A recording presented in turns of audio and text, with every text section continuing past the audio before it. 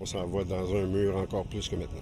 Faute d'action concrète du gouvernement et de l'Agence Santé Québec, les médecins spécialistes reviennent à la charge. C'est toujours quelque chose et c'est toujours repoussé, puis ça se passe pas. Puis pendant ce temps-là, les patients meurent sur la liste d'attente. Le rythme des décès se poursuit de la même façon. Imaginez, succomber tout simplement parce que vous attendiez, impuissant, l'opération qui aurait peut-être pu vous sauver. Les docteurs Perrault et Quentin veulent être entendus, et vite. En 6 mois seulement, des dizaines de patients québécois sont décédés en attente d'une chirurgie cardiaque, selon leur triste décompte. On a constaté au cours des 6 derniers mois une quarantaine de patients.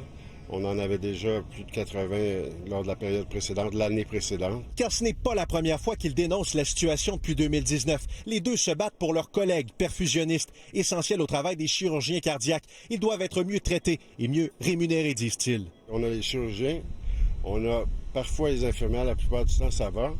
On a les salles, mais qui ne roulent pas parce que les perfusionnistes sont en nombre trop insuffisant. On est très reconnaissant de cet appui-là, mais effectivement, c'est un enjeu. Selon l'association qui les représente, on en compte actuellement environ 70 dans la province. Une vingtaine de postes seraient non comblés. Beaucoup ont fait le choix de quitter, que ce soit vers l'Ontario ou les États-Unis ces dernières années. On forme plus de personnes, par contre, on en parle de plus en plus. Actuellement, un perfusionniste va commencer au premier échelon à 30 et 71 $ de l'heure. Le salaire maximal, 56 et 34 $.